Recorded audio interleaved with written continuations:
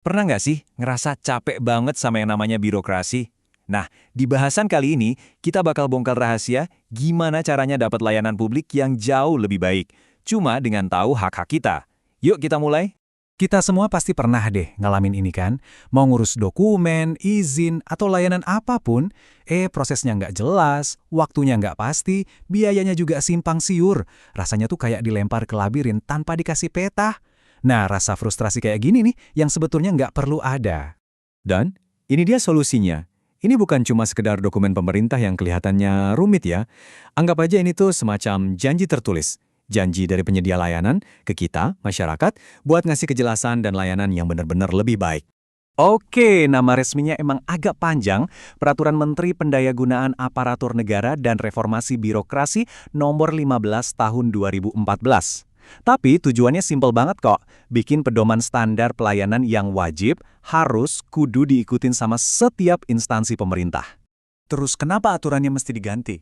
Gampangnya gini, aturan yang lama dari tahun 2012 itu udah nggak relevan lagi, udah ketinggalan zaman.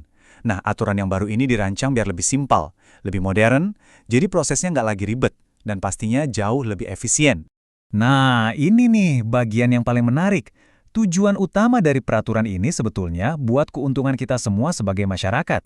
Tujuannya itu buat ngasih kepastian hukum, ningkatin kualitas layanan, dan yang paling penting, ngebangun lagi kepercayaan kita sama lembaga-lembaga publik. Jadi, standar pelayanan yang bagus itu kayak gimana sih? Coba bayangin deh, kita lagi pesen makanan di restoran.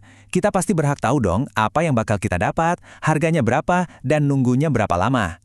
Nah, aturan ini juga netapin ada 6 prinsip utama yang harus dipenuhi. Pertama, sederhana. Artinya, udah nggak ada lagi tuh alur yang berbelit-belit kayak labirin, atau istilah-istilah rumit yang cuma petugasnya yang ngerti. Prosesnya harus jelas dari A ke B, dan kita sebagai pengguna bisa gampang ngukur janji mereka ditepati atau enggak. Kedua, partisipatif. Ini kuncinya, standar pelayanan itu nggak dibuat di ruang hampa. Kita sebagai warga negara harusnya dilibatkan, diminta masukan, supaya aturannya benar-benar ngejawab masalah kita di lapangan, bukan cuma jadi aturan di atas kertas.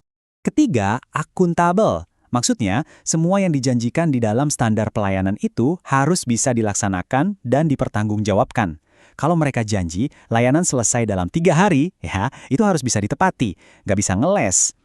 Keempat, berkelanjutan. Anggap aja kayak aplikasi di HP kita yang ada update-nya terus. Standar pelayanan juga harusnya gitu. Selalu dievaluasi, selalu diperbaiki, biar nggak ketinggalan zaman dan layanannya jadi makin oke. Kelima, transparansi. Semua informasi soal standar pelayanan harus terbuka dan gampang banget diakses sama siapa aja, kapan aja. Nggak boleh ada yang ditutup-tutupin sama sekali. Dan yang terakhir, keadilan. Ini artinya, pelayanan yang sama baiknya harus bisa dirasain sama semua orang. Nggak peduli kamu tinggal di kota besar atau di desa terpencil, punya keterbatasan fisik atau enggak. Semua orang berhak dapat layanan yang sama tanpa dibeda-bedain. Oke, sekarang kita masuk ke bagian yang paling praktis nih. Dari semua komponen standar pelayanan, ada 6 hal inti yang wajib banget dipublikasikan sama setiap penyedia layanan. Anggap aja ini checklist kamu setiap kali berurusan sama layanan publik.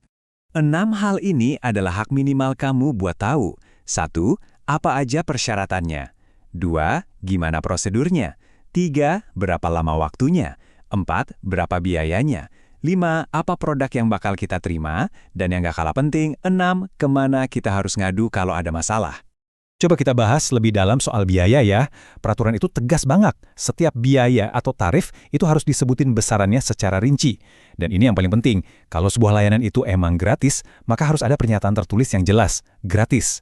Ini buat melindungi kita semua dari pungutan-pungutan liar. Jadi kesimpulannya apa? Sederhana banget. Pengetahuan adalah kekuatan. Waktu kita tahu apa yang seharusnya kita dapatkan, kita bukan lagi cuma pemohon yang pasif dan pasrah.